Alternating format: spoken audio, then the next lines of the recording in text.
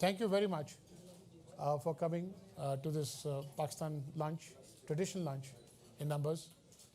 And I'm changing the format this time, that before Imran speaks, I'm going to have some people from the floor, eminent Pakistanis, speak for 1 or 2 minutes, just to build up the vision that Imran is setting forward for Pakistan.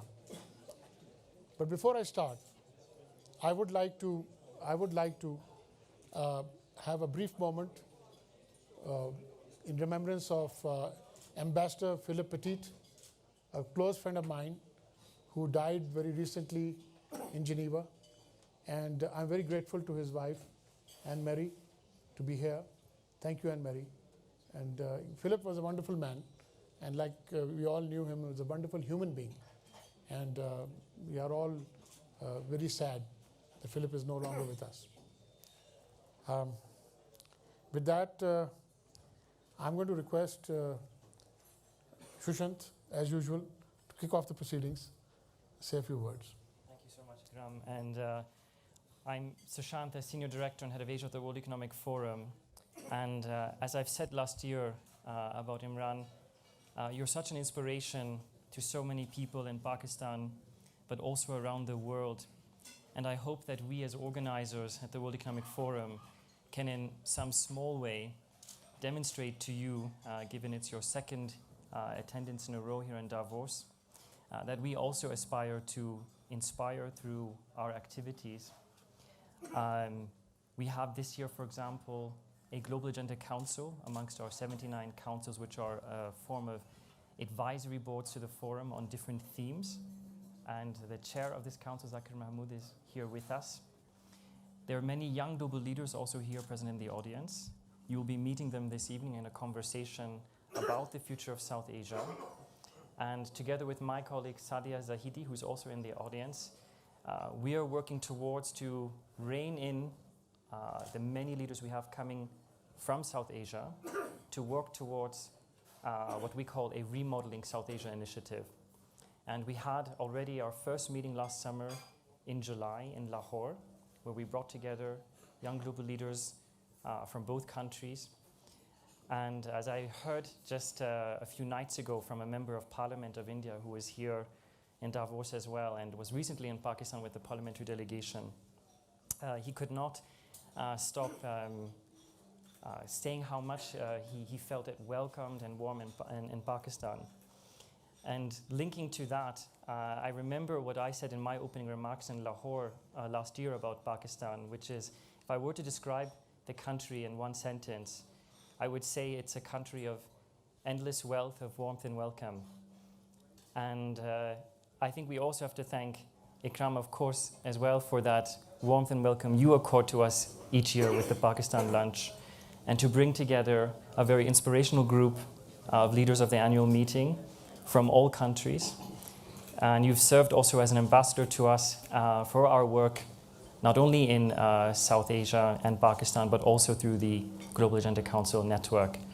So with that, I'd like to thank both of you again for coming here this year and for organizing the lunch. Thank you.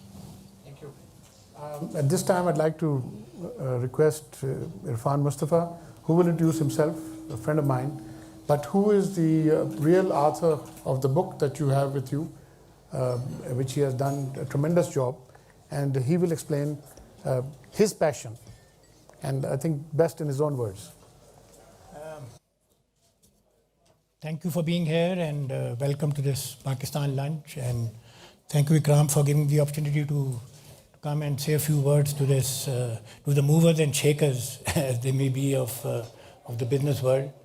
I'm Irfan Mustafa. I represent the largest restaurant company in the world, which is Yum Brands. They have own concepts like KFC, Pizza Hut, and Taco Bell. And I look after Middle East, North Africa, Pakistan, and Turkey, based out of Dubai. But that's the job I do for a living, and I have to say that quite often because my boss is sitting here right in front of me. He's also a great friend. I'm here. A friend of mine asked me a question the other day. What makes your heart sing?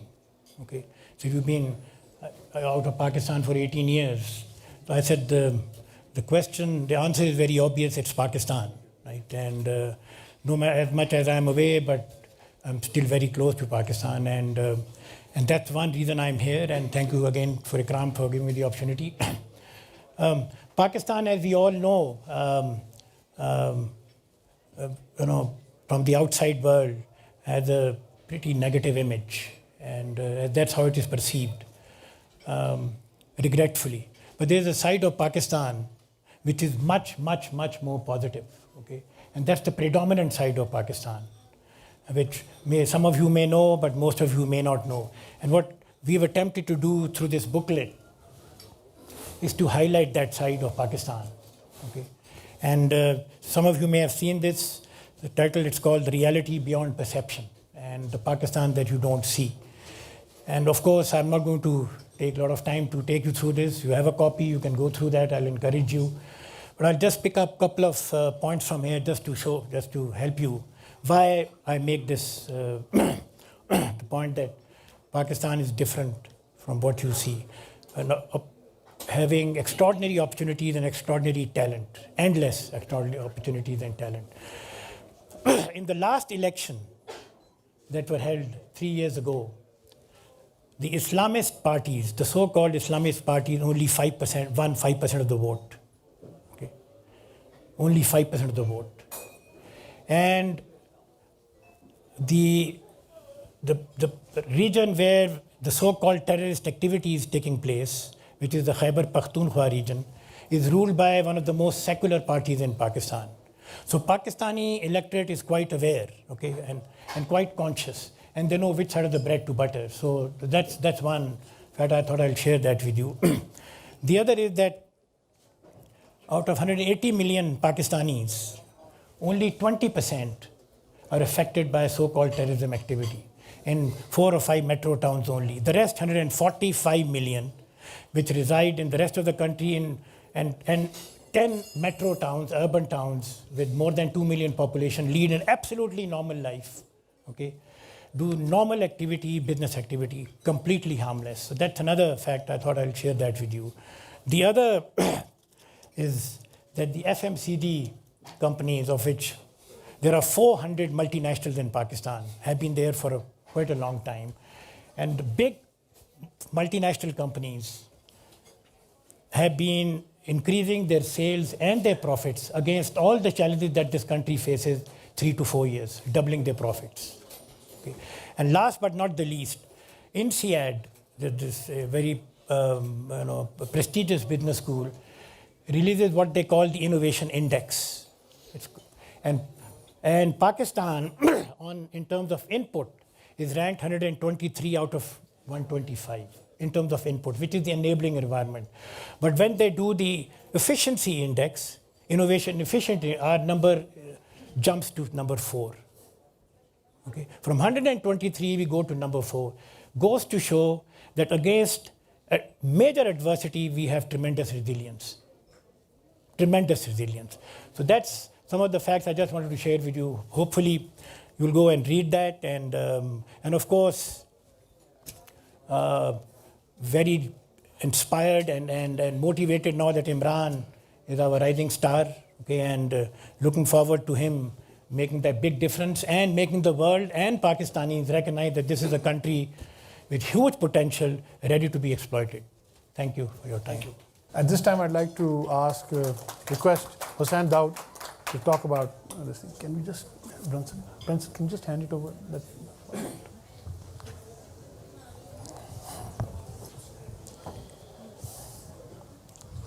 Imran, Ikram, ladies and gentlemen, thank you so much for giving me an opportunity to say a few words. I'll be as short as I can be. Ladies and gentlemen, you are today participating in a most important event. We will see, God willing, the changing face of Pakistan politically. Been tremendous upsurge, the change in the political atmosphere. Today we are coming, in my opinion, to the crescendo when, God willing, military rule will be something of the past. And then you will see Pakistan integrate into the world, in the community of nations, and you see Pakistan being such a major force. As far as resilience is concerned, I entirely agree with what has been stated. We are an incredibly resilient nation. And we've got some incredibly wonderful people. And you're going to see that leadership come up. And hopefully, next time we get together, you see the difference. Thank you very much indeed. Can you just, Sania, I request Dr. Sania Nishta to say a few words. You just get. Thank you. Thank you, Sushan.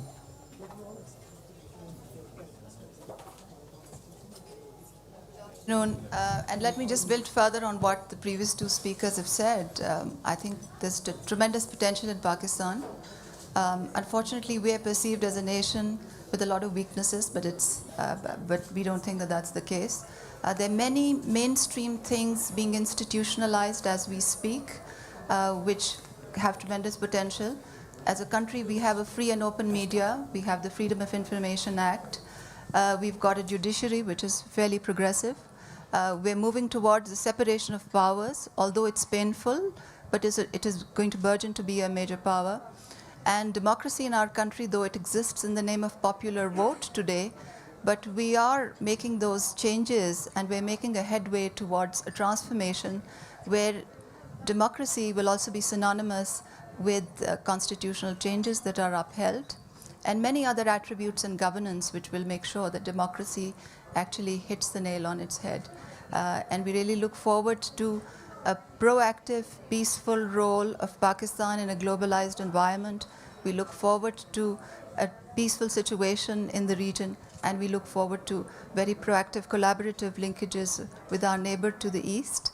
And we're very pleased to see here many Indians in the audience, and we look forward to furthering our linkages with you. Thank you very much. Zakir, I'd like to. Zakir Mahmood, please say a few words. I'm just going to be very boring. I'm going to speak about banking. So just bear with me for a couple of minutes. I'm the CEO of Habib Bank. We are one of the large banks in Pakistan. Just wanted to mention a little about the banking sector in Pakistan. 20 years ago, the banking sector was 80% state-owned, 20% in the private sector, and those were international banks. The banking sector went through a reform process starting in the early to mid-90s, and eventually it ended up in privatization of most of the major banks. In 2005, the privatization process was completed. We have now 85% of banking assets which are privately owned in the private sector, and only one significant bank which accounts for about 15% of the market and as a state-owned entity.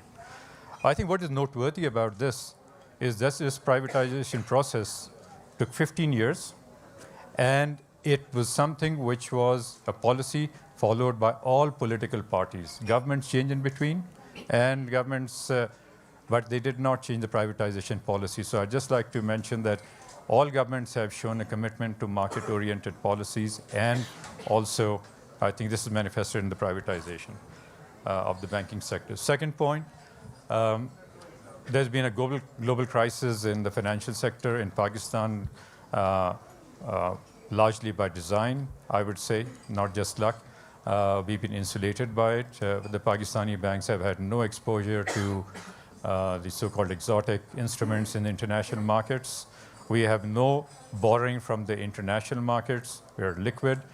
The banks have done well. I said to someone last night, sometimes embarrassingly well. I think what we're looking forward to is a continuation of the role that the banking sector actually will play. Third point and final point is that the challenges to banking actually are a little different in a market like Pakistan. We have a population of 180 million people. We have only 28 million bank accounts.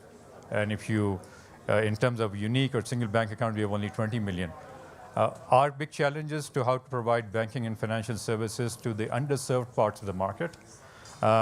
We are now moving towards that through branchless banking, through mobile banking. Just to give a statistic, There are 100 million mobile users in Pakistan versus 20 million bank accounts. So those are some of the channels that we'll use to bring financial services to people, because the goal is inclusive growth and financial inclusion for the wider part of the population. And I think one illustration of this, of what we've been doing, is there have been many natural catastrophes and disasters, some man-made also in the last 3 years, floods, displacement of people internally within Pakistan. The banking sector, our bank included, have actually gone out, and through these people who have never seen a bank account, made payments through them through technology-oriented solutions such as smart cards, mobile phones, etc. And I think the big way for us is branches banking for financial inclusion. Thank you. Thank you very much, Zakir. And at this time, I'd like to request Jahangir Tareen, who's been a minister, a federal minister, and now is a member of the Pakistan Tehreek-e-Islah, also chairing the Commission for Good Governance, reforms which has been set up. I request him to say a few words. Ladies and gentlemen, Ikram Saab, thank you very much. This is the other room there.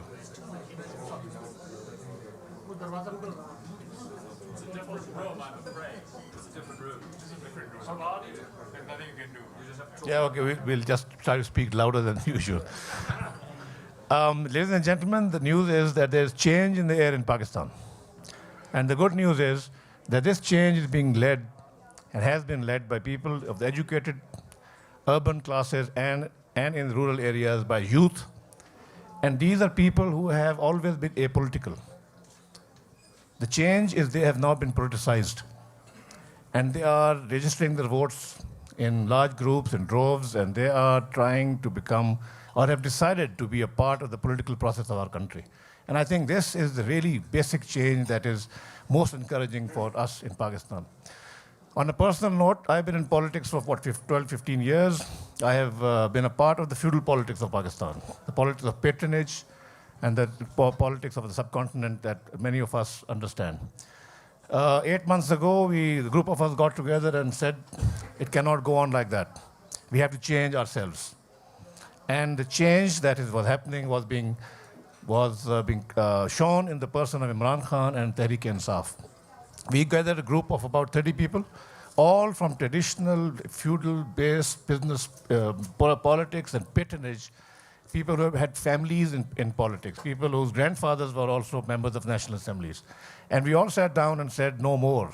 We cannot do the politics of power again in this country. We must change ourselves. And that is where the change is. Why did we do this? Because it's a general sense of a Pakistan that needs to change, a Pakistan that needs to change to realize its potential.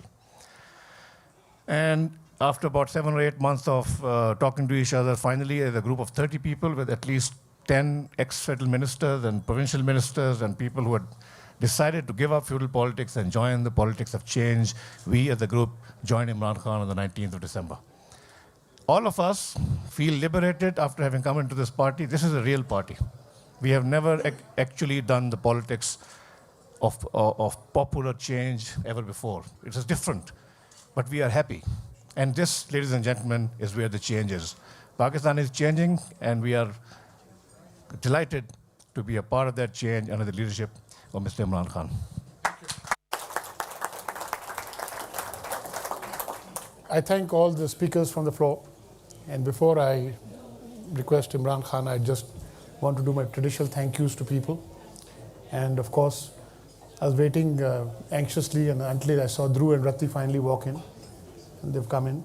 And of course, how can one be here without Firoza and Jamshed? And Jamshed had to go away. And Rahul is here. And Parameshwar and Adi, as usual. And all my friends who really come every time. And I'm very grateful to them. And last time also, when Imran spoke, it's a full house. And there is change in there, there's no doubt. You've heard that from the speakers. There's profound change. The change is, like Imran says it many times, it's a tsunami.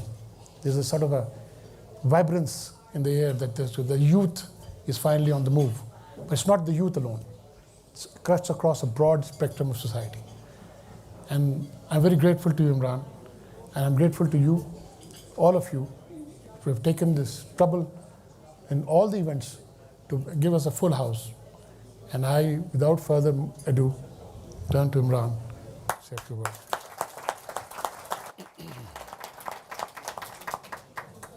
Ikram, thank you very much. And ladies and gentlemen, it's a pleasure to speak to you about this extremely exciting time in Pakistan.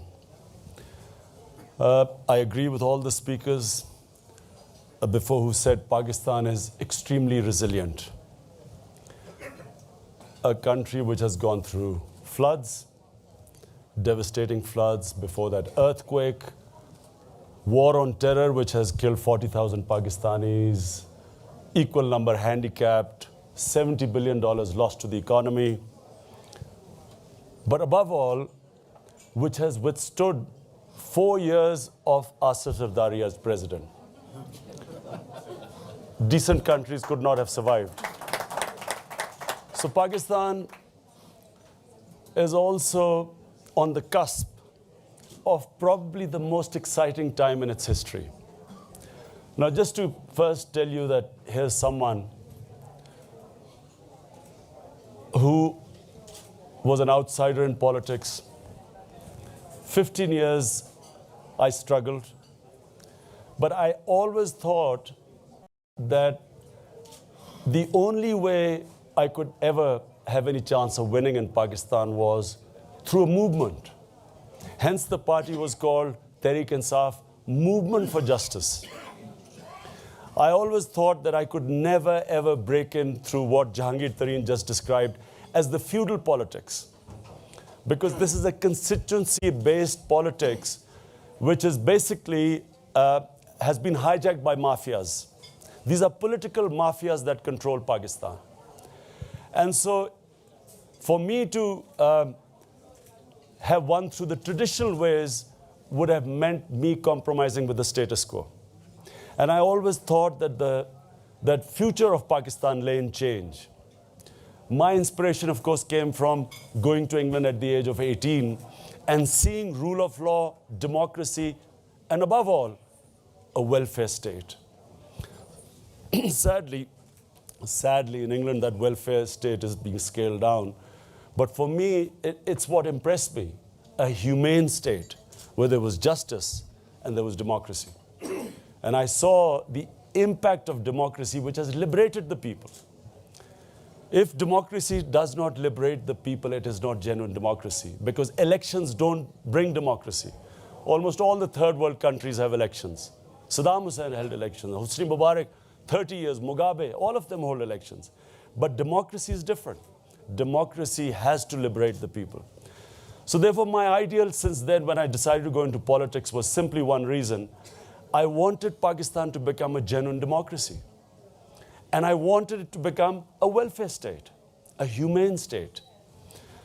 And I knew that through traditional politics, this was impossible, because you had these entrenched mafias, these what are called the feudal politicians or constituency politicians who had secured their constituencies and would basically then blackmail whoever came into power to get personal concessions.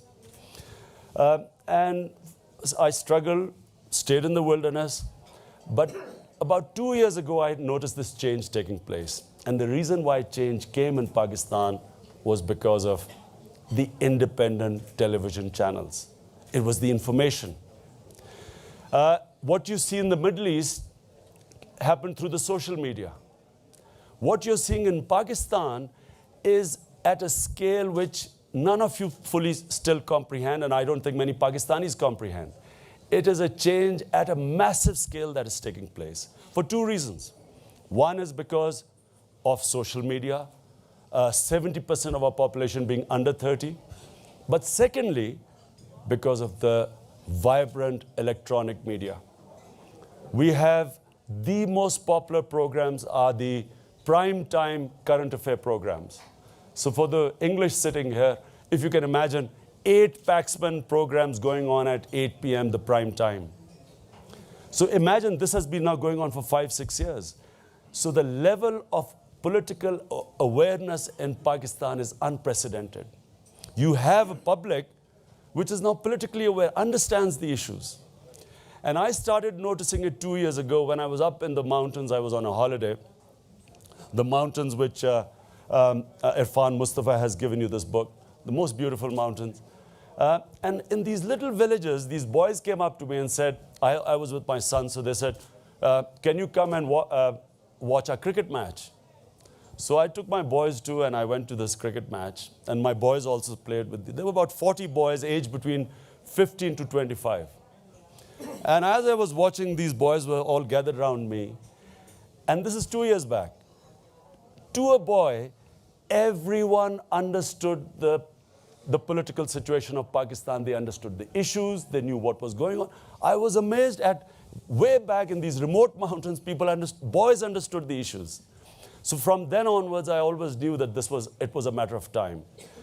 And of course, what I call the tsunami hit Pakistan 3 months back.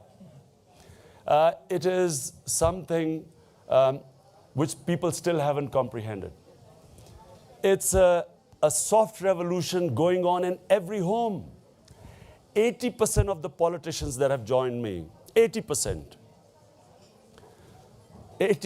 have come to me because their children have revolted. Children have said, unless you go into the party, we are going into this Tehreek-e-Insaf, which is my party. 250,000 people turn up in the biggest venue in Lahore on 30th of May and took everyone by surprise. The Punjab government pushed us into this big venue to try and expose us. And of course, I have to say it came as a shock to me too. I did not expect that many people. And then in Karachi again, followed on 25th of December, another 250,000 people turned up. This has not happened in Pakistan for 40 years. Last time such crowds were witnessed was during Zulfikar Ali Bhutto's time, Benazir's father, 40 years back. And what has happened is that the whole status quo is now collapsing. Political parties are withering. And you can imagine the revolution. Never has it happened that politicians leaving parties in government are coming to join a party which has no seats in parliament. It's never happened there. Normally you see the other way around. From losing parties, they go into government parties. This is the opposite. And from every party, politicians are joining us. Every political party. And all parties are in government because they are all in coalition and they are all in government, either in the provinces or in the center. So now finally, what do I foresee? I think it's, as I said, the most exciting time for Pakistan because it's a time for change. The only way the status quo could have been taken on is with a public movement. You can only take them on if the people are standing with you. And once people are with you, you can actually form a government where you're not blackmailed by the constituency politicians. So we can, at the moment, our cabinet, and the previous cabinet of Musharraf's was around 80 people, federal cabinet. The cabinet was, the ministers were not because they were equipped to be in that position. It's because they had the ability to blackmail the executive. If you come in through a public movement, which we hope to do, we can actually have a lean cabinet of 15 to 18 people. We can actually have a governance system where you can depoliticize the police, the bureaucracy which has been destroyed by politicization. You can actually have government corporations which are bleeding the country dry because they're all politicized, political appointees. If you can imagine that the top 5 government corporations, their losses in 3 years is almost equal to our tax revenue in a year. It's the level of corruption, misgovernance has reached that scale now that the deficit is almost impossible to meet now between our expenditure and our revenues. So if you have a public support behind you, You can do, number one, you can depoliticize the governance system. The civil services, you can have on merit, you can have quality people in the services. Above all, depoliticize the police. You can have in government corporations run by professionals. On merit, you can appoint people who can then completely reform these government corporations. And then you can tax the rich. At the moment, the poor subsidize the rich. We have the lowest tax GDP ratio probably anywhere in the world, 8.2%. If we get it to the level of India's, which is 18%, we become solvent. And only a government that has people's power can take on the mafias. And the mafias are everywhere. So it's not that we don't know what to do. It's who has the ability, who has the power to take on the political mafias. And the mafias are everywhere, whether it's in the tax department, whether the tax exemptions. So the richest sectors do not allow to be taxed. 61% of the parliamentarians do not pay any income tax. The president doesn't pay any income tax. The prime minister. The previous, and I'm talking about, these are billionaires. They're not billionaires. In dollar terms, they're billionaires. Our previous, the head of the opposition paid 5,000 rupees tax, which is about $50. So only if you have the public standing with you can you tax the rich, can you tax the powerful, can you bring them under the rule of law, can you establish rule of law to improve the governance system, to have an enabling environment to get investment. The sector which we hope to invite and create the environment for are the overseas Pakistanis. This is our biggest resource. Next is, of course, our big neighbor, China. The Chinese have tried to come into Pakistan, have tried to put money in, and the sector where we desperately need money is the energy sector. But unfortunately, the law and order situation and, of course, the level of corruption just does not allow investment to come in. So we have to create the environment to invite the capital. And as I said, the two main areas, investment from a cash surplus economy, which is China, and secondly, overseas Pakistanis. And finally, a word on this war on terror, which we have to get out, which, of course, now the world recognizes that there's no military solution, which I've been saying for 8 years and hence was called Taliban Khan. I just wanted to say something which Irfan Mustafa mentioned before about fundamentalism and supposedly the Islamists. Look, in all Muslim societies, in all Muslim countries, this is the wrong narrative that there's some struggle going on between fundamentalists and moderates and liberals. This is not the issue in our societies. That's why the whole Western world was shocked when the Middle East, when the Arab Spring took place. They kept looking for these Islamists. It's basically the struggle in our societies is status quo versus the anti-status quo. People who want change and democracy, and that small mafia that is controlling and which is like a leech on our resources, siphoning, which is sucking the blood of our societies. Their wealth is lying outside. They are not accountable to our people. They run an agenda which goes against the interest of their own country. So that's the struggle going on. Unfortunately, since the Iranian Revolution, somehow the United States came to the conclusion that there's these horde of Islamists about to take over the Muslim world, and their whole policies and the intellectuals started looking at our societies that way. So these NGOs were sent to our countries to secularize our countries. This is not the issue. As he said, the religious parties which are enlightened compared to the version of Taliban of Islam, even they don't get any significant vote in our countries. People basically want the same democratic rights that exist in the Western countries.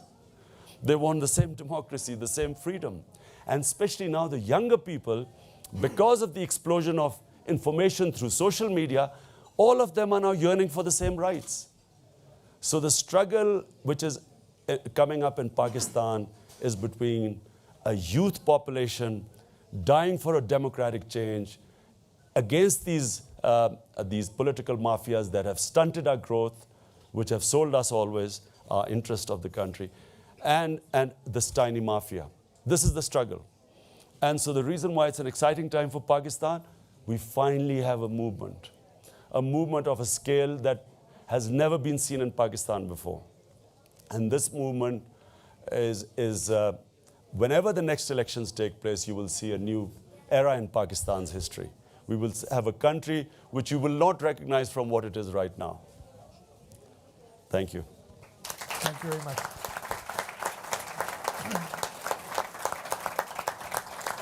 Before I invite question and answer to the floor, Imran mentioned something very important. It's the media. And I just realized that I had nobody from the media who could speak up, and I'd like to give 1 minute to Mir Ibrahim, who's here, to speak from the media, to say a few words. Because his is the biggest group in Pakistan, and I may be forgiven. I also write for one of his newspapers.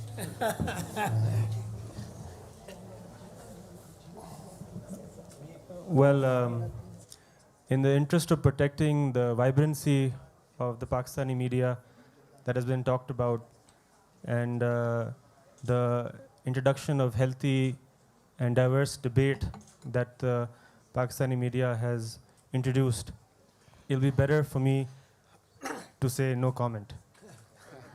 Okay, that's fair enough. Anyway, questions from the floor. Kenneth, as usual, can I have this passed on to him, please? Please introduce yourself so that the audience also. Kenneth is a favorite because he does ask the first or second question. My name is Ken Roth. I'm the director of Human Rights Watch. And I was very happy to hear you make the distinction between mere elections, which can be cheap and happen many places, and genuine democracy. I wanted to ask you about a different element of genuine democracy, and that is civilian control over the military. And I want to ask in the context of two recent events in Pakistan that frankly have me puzzled. First is the Memo Gate scandal, where we don't know exactly what happened, but in essence the allegation is that the Pakistani ambassador to Washington sought the assistance of the United States to avert a military coup. Now, what I don't understand is why everybody is focusing on the request to the United States, since after all, the military every year requests the help of the United States to the tune of hundreds of millions of dollars. Why is that the focus of the scandal rather than the possibility of a military coup? And would you speak out against the prospect of a military coup? Second, just last week, the Supreme Court ordered the government not to dismiss the head of the Pakistani military or the head of the ISI. What is the court doing? Isn't the essence of civilian rule that the president or the prime minister can dismiss the head of the army or the head of the army's intelligence unit? Would you agree with that? Well, first of all, Pakistan has moved on. There's no question of a military coup now. If there was any question, it would have happened long time ago, because never have we had such an incompetent and a corrupt government in our history. Never has the situation of people been as bad, according to government's own economic survey. Half of our population has sunk below the poverty line. So if ever there was and especially the Memo Gate. Now, let me just explain the Memo Gate so that people have a good idea what has been told to us, what has been reported in the papers. The Memo Gate basically means the president of a country asked the US, not the US, the military, the US military. It was a message sent to Admiral Mullen that the army was about to do a coup against him, and if the US helped the president, Pakistani president, to remove the military brass, top brass, and he could replace them with his own people, he could basically serve the US better. So it's a bit more than that. It's not, and how could he serve them better? In the war on terror. Now, what is war on terror is basically Pakistan having, as you know, already lost 40,000 people, drone attacks, our own army killing our own people, then them killing us. So it's a bit more than that. and then how did it get to the court? Because the opposition leader then took it to the Supreme Court. So that's how it's ended up in the court. What did the court do? They've appointed a judicial commission to find out what is the truth. And unfortunately, the government has complicated it by not allowing that Mansoor Ijaz to come to Pakistan and making threats openly, saying that his security or that they will appoint their own policemen and so on. And so anyway, so it's quite a complex thing. If the government had nothing to worry about, it should have said, look, appoint a judicial commission and let's find out the truth, which it did not. And all its actions sort of made it seem guilty. Now, it is quite clear that military rule has been destructive for Pakistan. Military is never the answer for a country. In fact, the biggest problem military dictatorships did to our country was they stunted the growth of political leadership. Because the military mindset was to have politicians who could be controlled. And they actually built a politician. A businessman was brought in. He was made into a politician and really manufactured. And the reason was not because he had some great capabilities, because he was pliable. He was controllable. Any leader who's controllable, it's a contradiction in terms. A leader cannot be controllable. He's only controlled by his agenda. So they have stunted political leadership in our country. And then the democratic process kept being stalled. But what has happened in Pakistan now is that we've reached a stage where there is a consensus in the country that military is not the answer. So therefore, I do not think there are any takers for any military rule anymore. And then your question about what is happening in the Supreme Court. What is happening in the Supreme Court right now is a government openly violating Supreme Court's judgments. There are 18 judgments of the Supreme Court that have been violated by the government. And what is the Supreme Court trying to do? This is the only independent Supreme Court in our history, not brought about by any democratic government, by the people of Pakistan through street movement. Twice we had him reinstated. Once in Musharraf's time, secondly now under Zardari, who refused to have this independent Supreme Court reinstated. Now what is happening is that the Supreme Court is saying Asif Zardari has $60 million lying in Swiss bank accounts. Then there was a case going on under the NRO, and most of you would know about the National Reconciliation Ordinance. Condoleezza Rice, in a book, claims that she is the one who brokered this deal between Musharraf and Benazir Bhutto, where all her corruption cases were waived off, and 8,000 people, over ₹1 trillion of corruption was waived off, given amnesty, and they were allowed to fight elections again. And Asif Zardari is the president only because of the NRO. So once the NRO was considered illegal by the Supreme Court, the case is reopened. So since then, the struggle going on between the government and the Supreme Court is they are not, rather than the Prime Minister protecting the people of Pakistan and opening the cases, he's protecting the president. And the president is saying, I'm not answerable to anyone about my $60 million. So this impasse has taken place, and a lot of things are happening in the Supreme Court because of this. The government is openly taking on the Supreme Court. My feeling is that this clash will keep on going, but we will actually move towards elections. And the moment you have elections, once you have a government which comes through genuine, free and fair elections, which has the credibility, only that government can have the moral authority to make sure that the army stays within its constitutional level. If a government loses moral authority, the army in countries which do not have strong political institutions, then the army has the physical authority and they cannot stand up to them. Adi, The key element of civilian rule is that Zardari and Gilani have the right to fire Kayani and Pasha. But in this particular case, you have to look at it in the Memo Gate situation where Asif Zardari is telling the US administration that I can serve you better if I had my own generals. So there is a bit of a conflict because this war on terror has taken a heavy toll on Pakistan. So he's basically saying that if I had my own generals, I would be able to fight this war better for you.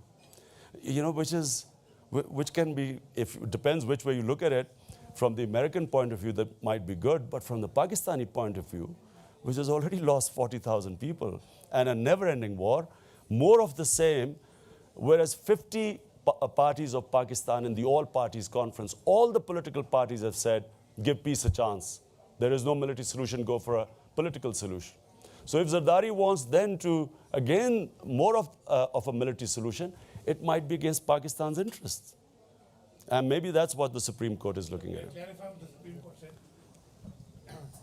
Supreme Court has not told the government of Pakistan they cannot fire Kiani or Pasha. They haven't done that. What they have done is that there was a case which came to the Supreme Court when the Secretary of Defense was fired. And the Secretary of Defense said they fired me so that to clear the way for firing Kiani and Pasha. And the Supreme Court asked the Advocate General representing the government, is that true? Are you planning to fire Kiani and Pasha? That's all. This was the question. And they said, no, we are not planning to do this at all. So they have the right to do it. There's no doubt about that. But it was never an order that you cannot fire them. That would not be legal. I ask the next question. I think in the 50s, there used to be a famous quiz on television called the $64,000 question. Now it's the $60 million question. Inflation has taken off. Yeah, please, can you pass it? Yes, please. Yeah. Can I ask you a question which is related? Introduce yourself, Oh, please. sorry, I'm Adair Turner. I chair the Financial Services Authority in London. I wanted to ask you a question about economics, but also actually about demography. I think you've given a very inspiring talk about the mechanism that could take you through to a position of power in terms of political change. But clearly, if you get there, one of your biggest problems is going to be the economy. And you've said earlier, half the population below poverty, and an enormous challenge of a rapidly expanding population. I mean, somebody said earlier 180 million now, I believe in 47 at independence. It was precisely, as it happens, 47 million. So it's gone up 4 times since then. The UN forecast suggests maybe 300 million, 350 million by mid-century. Your birth rate hasn't come down at the pace that it has come in India, nor indeed at the pace in Iran, which, a devout Islamic country has illustrated that with female education you can get a dramatic fall in the birth rate. What is your vision of where the jobs are going to come from? Because unless you can create jobs, you're not going to deal with this problem of poverty. Can you do it, and do you believe that bringing the birth rate down is also part of that? How do you deal with this really fundamental long-term challenge? The details of our economic plans we'll obviously be bringing to the people, because as we are talking right now, we are developing policy papers on different issues. But there'll be 4 emergencies in Pakistan immediately. If Tehreek-e-Insaf government comes to power, the #1 emergency would be rule of law. Because unless you establish rule of law, nothing can work. You don't have a delivery system to actually execute any policies.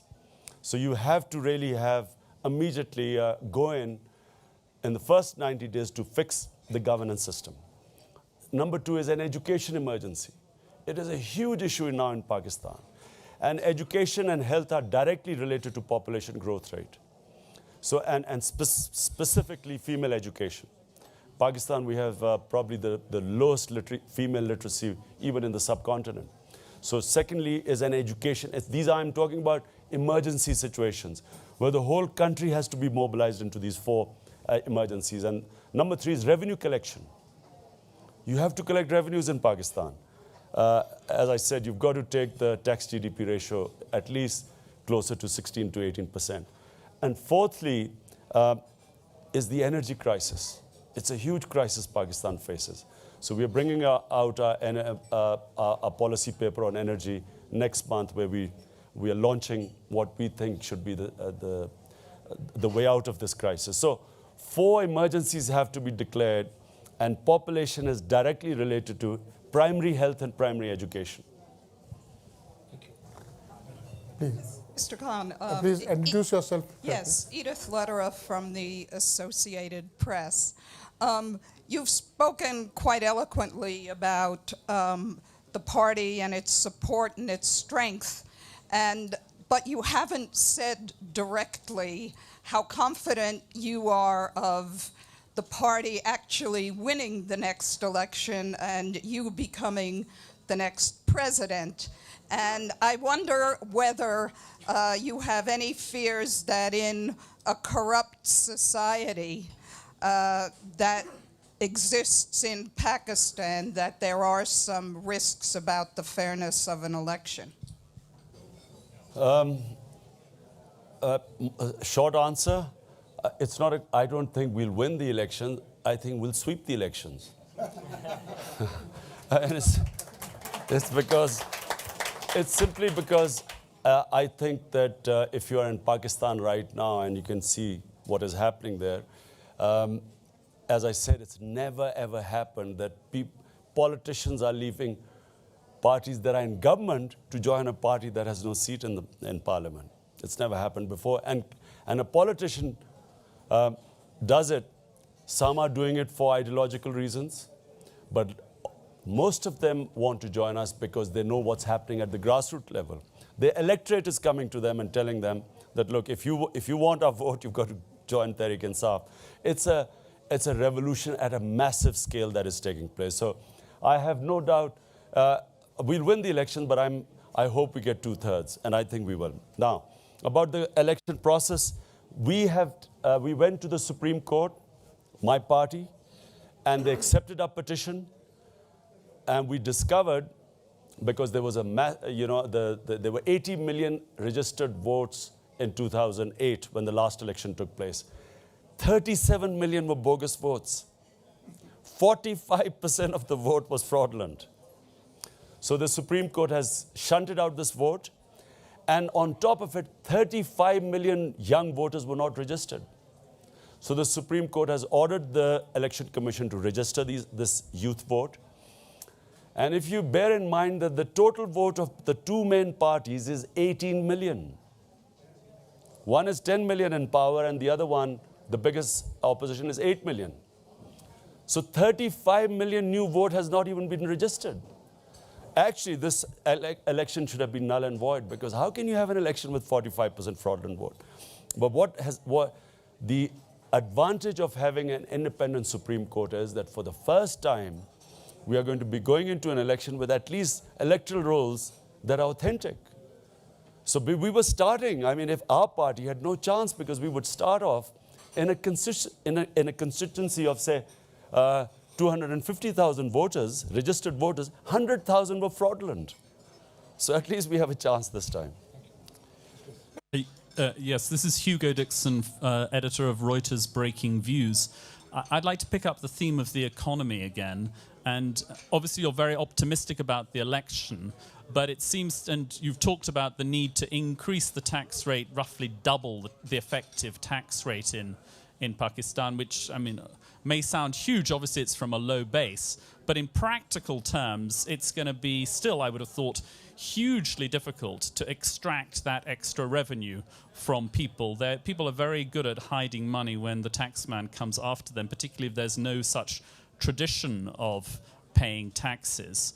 And I just wonder to what extent all of your economic program, and you talked about the welfare state, actually hinges on solving that revenue problem, and whether perhaps you are raising expectations too high among the people in this sort of run-up to a potential election about what can be achieved. And when you actually, if you actually get into office, you'll find that it's much, much harder to manage the near-term financial potential crisis that you'll face, and then you'll also have a huge disappointment that could set in with the electoral, and presumably what you're in this business for is not just a quick win, but something that is politically and economically sustainable over time. And I just like to understand how you view the expectations matching that financial reality.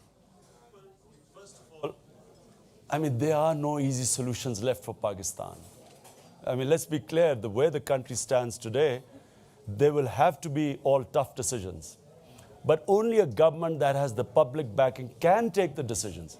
I mean, if I came through a normal political process, I would not be able to take those decisions. because I would not be able to take on, as I said, these mafias sitting there. The rich don't pay taxes. So here is someone who collects more money than anyone else in Pakistan. I have 3 charities. I run the biggest charitable institution in Pakistan. And it is the, just for your information, it is the only private cancer hospital anywhere in the world where 75% of patients, cancer patients, cancer is the most expensive treatment, get free treatment without government subsidy. Every year, the people give me more money than the next year, the previous year. We are already setting up a second and a third cancer hospital because obviously there's a lot of cancer. So I have been collecting more money than anyone in Pakistan. Here is a country that gives the least amount of taxes, yet gives per capita the highest charity probably anywhere in the world. So if we can inspire the people, you can only collect taxes if people want to give taxes. If you can inspire them, and that we have developed an elaborate program of how we're going to inspire them. Austerity campaign, getting out of these symbols of opulence of president houses and PM houses and this private jets and so on. Our prime minister has just arrived in a private jet here. Here's a country which is, where the British ministers, I just found out, if it's travel less than 5 hours, they go in economy class. Cameron, when he announced austerity, he went to Washington in business class of British Airways. Ended up staying in the embassy room in Washington. You should see the lifestyle of our prime minister, president, ministers, 80 ministers, all of them costing billions of rupees. So therefore, you have to, people don't give taxes because they know the taxes are not benefiting them. They're going to opulent lifestyle of this ruling elite. You would, if you look at our ruling elite, you'd think, we are sitting on oil wells. So we have to have a massive austerity campaign. You have to respect the taxpayers' money, which has never been done. We have to run Pakistan like it's never been run before. And secondly, every income has to be taxed. At the moment, there are sacred cows that are not taxed. There are ways of whitening your black money, laws passed by this ruling elite to avoid taxes. And the same system, like in US, whoever is caught on tax fraud goes to jail. So it's a stick and carrot. It's the only way, because the countries, if we do not collect taxes, we are fighting, we're doomed. No, I'm Sudeshna Sen from the Economic Times India. I have 2 questions for you. One is, what would be your vision for a changed relationship with your neighbor India, specifically with a focus on trade and economic ties, as so many of my readers are sitting here right now? And the second question is, nothing in the subcontinent happens without cricket. So what is your comment on the state of cricket in Pakistan and India at the moment? Well, put it this way. I hope that eventually we will have a relationship with India where the only competition we will have will either be on the cricket field or which country reduces poverty first.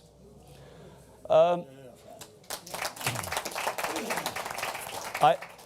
think that, time for a new relationship with our neighbors, not just India, with Iran, with Afghanistan. The reason why the time has come to have a completely new relationship is because the old way is dragging not just Pakistan down, probably Pakistan down more than others, but the subcontinent down. This area is probably the most vibrant area in the world right now. If we can fix this relationship, it will be of such enormous benefit to both the countries. And the core issue, of course, where we are stuck is Kashmir. To say that you put the Kashmir issue on the back burner and then go on with trade ties will not work, because we have seen that one Mumbai takes place, and with all the confidence building measures, you end up back to square one. But I think that if there is a relationship based on trust, problem is there's no trust between the two countries. And if there's a government in Pakistan which a government in India trusts and knows that whatever they are saying they will do, where you have a government which is credible and which is where both sides can ensure that our intelligence agencies play no part at all in each other's countries. I reckon all our problems are solvable, because if you look at Europe, look at the millions of people they've killed fighting each other, and look at them now. So, you know, we too can have a new relationship. And I really hope that for the sake of the subcontinent, we can have two leaderships that are strong enough, which can take decisions, which can withstand the pressure from the right wing in each country, which have a stake in the status quo. And then, of course, the more animosity, the bigger the vote bank. If we can withstand that pressure, I think there's an exciting future ahead for the subcontinent. And cricket, of course, will win each time. Hi, Imran. I'm James Khan from London. Firstly, I can just say, as a British Pakistani, I'm extremely inspired to have a clean leader that's not corrupted, and somebody who genuinely has not got the interest or his own interest, but the interest of the British Pakistanis. For me, as somebody who's lived outside the country, is probably the most inspiring thing I've heard today. The question I have is, I'm sure that everybody in this room agrees that your vision is the vision that the country needs, but to implement your vision, you need people like yourself who share your view. The country's got 50 years of a corrupt system that's corrupt to the core. How will you find people who are clean, who can represent you and execute your vision in the way that you see it? Because if you can't attract that quality of individual, you know that people will see that you've compromised your values and your beliefs. And to me, I'm just not clear that are those people there, and are they there that can actually implement and share your values? James, thank you. And let me say, we are proud of what you have achieved in Britain. Look, let me just say one thing. This idea that in Pakistan, it's all the people are corrupt and you won't find honest people. If your president happens to be the biggest crook, how can you find any decent people to work with him? We run this, the Shaukat Khanum Cancer Hospital is the biggest charitable institution, is a hospital of international standard. It can compete with any hospital in the world. And I have also set up a university now, the first private sector university in a rural area, which is affiliated to Bradford University. So these poor children in rural areas are getting technical degrees like informatics and computer sciences of Bradford, sitting in one of the wildest part of Pakistan. As the crow flies, it's only about 40 miles from Waziristan, where all this is supposed to be the most dangerous place in the world. So we could set these up because Pakistan is very fortunate to have the human capital. Unfortunately, the best human capital has been pushed out because there's no meritocracy in Pakistan, because we have criminals running our country, not just our president, but most of the cabinet, the key positions are occupied by criminals. So how do you expect decent people to survive in that? What the Supreme Court, and I come back about what's happening in the Supreme Court. The Supreme Court asks the investigating agencies to start proceedings against a corrupt minister. And what does the government do? It sacks those investigating agents. And instead of them, gets criminals to try and prosecute them, who are then allowing the criminals to go scot-free. So it's not because we don't have the people, it's because honesty is being penalized in Pakistan. Honest bureaucrats get sidelined. Crooks are encouraged and put into key positions. We are at the moment in the process of identifying 200 competent and people of integrity. We intend to place them in all key positions the moment we come into power. And believe me, there is no shortage of human capital in Pakistan. As I said, a lot of these people have been pushed out by a corrupt system. The reason why we could set up a state-of-the-art cancer hospital was because we were able to draw this human capital into Pakistan. All of them came from outside Pakistan. And that's how we could set up a state-of-the-art cancer hospital.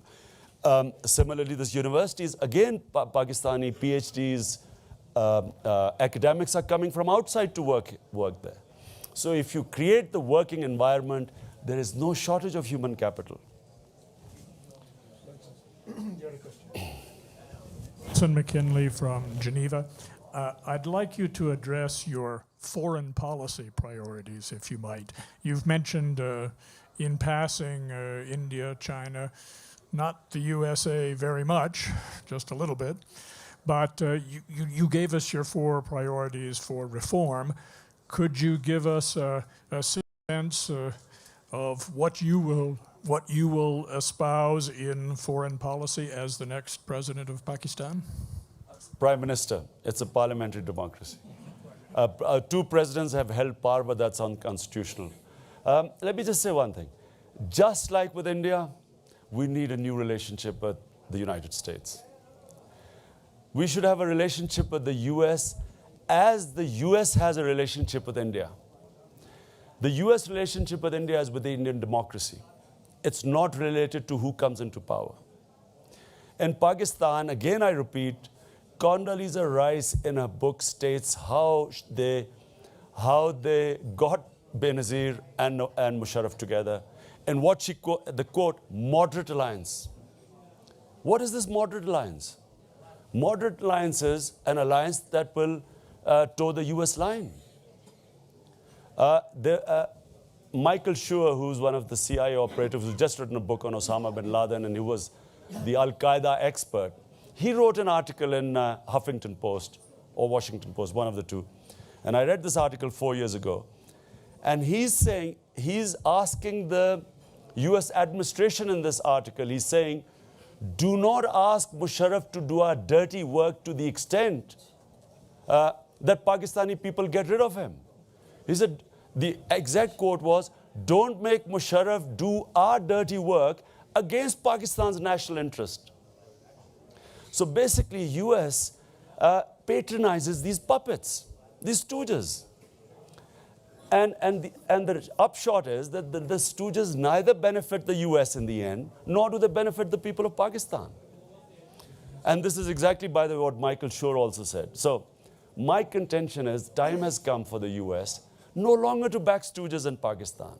We don't want them to back any persons. They should just back the democratic process. And God willing, when our government comes to power, we want to have a friendly relationship with the US. But we don't want to be a client state. We don't want to be, as we have been, a hired gun, being paid to fight their war.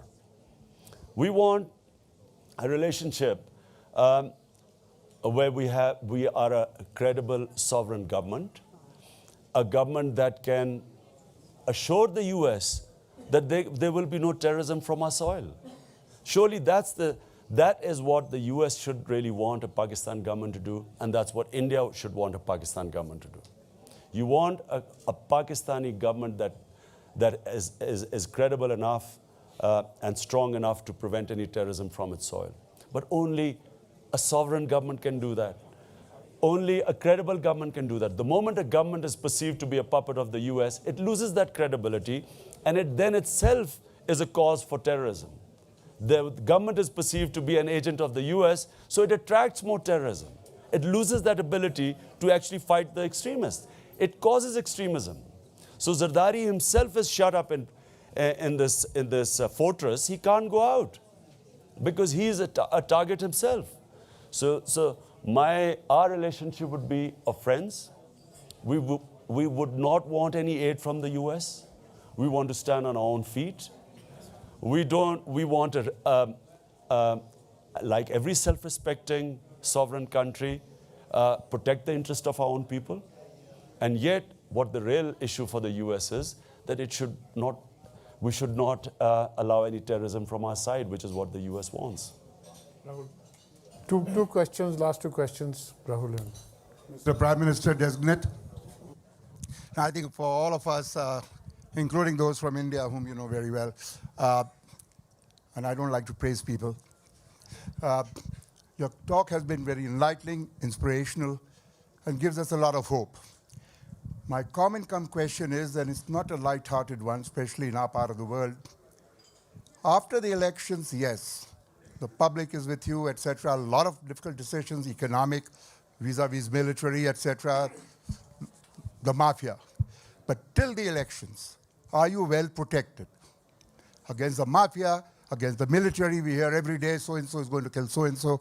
And what steps are you taking so that we are reassured that you do become Prime Minister, otherwise this will be a joke. Well, Rahul, let me say, my problem is not going to come from the army, because the army would be desperate to have a government that can raise enough revenues to pay for the bills. You know, the army at the moment would want a government, you know, that can help stop Pakistan from sliding into this darkness. So, so I don't think the issue is with the army. The issue is from the political mafias. Now, about protection, I don't know. I don't look at life like that. I mean, it's, you know, how can you protect yourself? Poor Benazir couldn't. You try your best, but in the end, I don't look at life like that. That, you know, when the time comes, you hope you go with dignity. Last question, please. This is the last question because I think the hotel is getting nervous. Putra, work for Mahindra in India. I love the idealism, okay, and you've extrapolated very often from your experience of building a hospital, building a university, and so on. But does that prepare you and the people that you have around you adequately, okay, to run a state as complex as Pakistan? And what are you going to do to strengthen your team? And is there a bit of Rahul Gandhi in Imran Khan? Okay, Rahul Gandhi is sitting on the sidelines, giving some advice, but not yet ready to take the reins. So I'm being rude, but I'm being direct. Sorry. Let me say one thing. I again repeat, there are no easy solutions to Pakistan. I mean, you know, no one should fool themselves that this is now going to be a cakewalk. Every decision is going to be difficult because you are up against. It's not what needs to be done. It's the ability to take on the mafias, the status quo. That's all. Anyone who succeeds in Pakistan, it's not a question of they won't succeed because of lack of policy. It's being able to implement that policy because there's a status quo that does not want change. So therefore, we are preparing a 90-day plan because your honeymoon period is in the first 90 days. That's when you can make the maximum changes. So we hope to, you know, come in and implement these changes in these 90 days. Now, one big lesson I learned in cricket was to know your limitations. If you want to succeed, you should know your limitations. No matter how idealistic you are, you must know what you can and what you can't do. And my strength always was team selection and team building. I'm building, I think, the best ever team in Pakistan's history. A team built on merit. Having been around so long, I know exactly the people I wanted. There's this gentleman sitting here, Jahangir Tareen. I've been after him for almost 2 years to get him in my party. It was very difficult to finally persuade him in my team. But the reason I went after him because he's one of the few politicians, well, no, I would say he's one of the 1 or 2 politicians in our entire political spectrum who has actually achieved something. He's built institutions and run them. You know, this is a completely different experience to build and run an institution. Whatever it is, whether you build a hospital, whether you build, in his case, he's built sugar mills and he's built model farms. When you have the ability to build a model institution, not an ordinary institution, a model institution and then run it, it is the same principle you apply into running your country because it's a question of building a model police force. It's having a bureaucracy which is merit-based. So we are now selecting, we are in the process now of selecting our team. Before that, the team wouldn't come to me because they didn't believe I would ever succeed, because they thought I wasn't viable. Ever since I've broken this viability barrier, of course, now I have the luxury of picking and choosing my team. And I'm saying in front of this forum, if I happen to come here next year, you will see the best ever team in Pakistan history. It'll be it will be a team based on merit. People will have two qualities. Number one, integrity. I'm talking about these 200 people which I'm selecting. Number one team selection is integrity. Then comes competence, not the other way around. Because I discovered this, that if you want to put these leaders in place in charge of various institutions, they must have these two qualities, but the number one being integrity. So we're already picking the team. I'm confident that we will bring in the best team in Pakistan's history, whether it is the economic team, whether it is heading agriculture, local government system, police. Already we've identified certain policemen who will place in key positions, and to reform the police force. It's key in rule of law. To reform the police system is the key, because if you have rule of law, only then can you attract investment. And as I said, the investment will come from the overseas. We're already identifying the overseas Pakistanis, James Khan being one of them, who will be bringing in initial investment in the country. Thank you. I'd just like to we've got a Pakistani journalist who come all the way from Brussels, and I think we'll ask the last question. Let you ask the last question. Thanks for granting me this privilege after last question is the last question. Khalid Hamid Farooqi from Geo Television, Pakistan.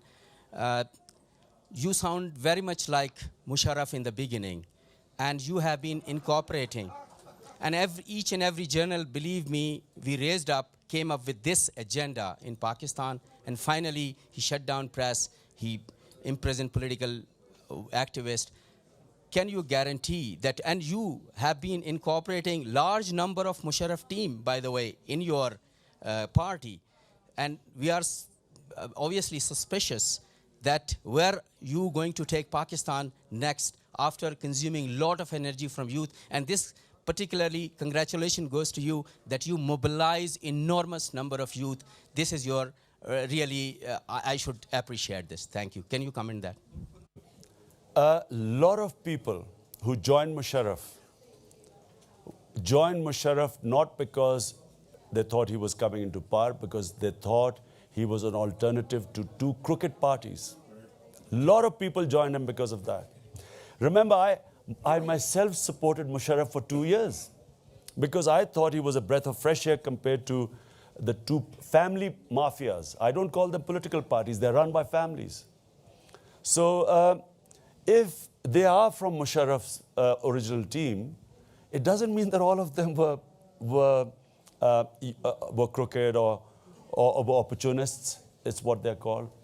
And in my opinion, Musharraf went wrong.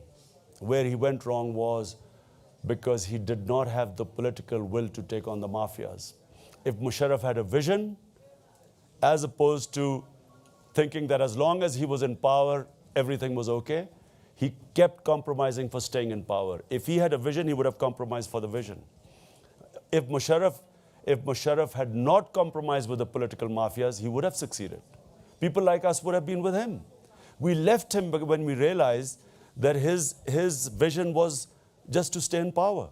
And so the compromises for staying in power. But you know, if Musharraf failed, a lot of other people have succeeded. We have seen in Turkey Erdogan succeed. We saw Lee Kuan Yew succeed in Singapore. We saw Mahathir succeed in Malaysia. So just because no leader comes into power saying, I'm going to kill the public. All of them saying, we're going to alleviate poverty. But the ones who do it, the difference between the ones who do it and ones who don't are the ones who have a vision and don't compromise on the vision. People who do not have a vision then compromise to stay in power, and that's where the downward spiral starts. Thank you very much.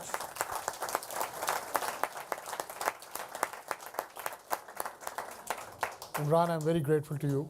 I'm very grateful to everybody else in the room who came. I'm grateful to a lot of people, Sonia Bata, who always comes, you know, despite her years, she always comes to this thing. Rahul, a lot of Indian friends of mine. I just want to tell you this, Imran. Next year, we'll be here, and we will hold you to your promises. Right? And, you know, I really do mean it. You said you are making a difference, and you deserve the chance. And now I hope you take the chance and make things happen. Thank you.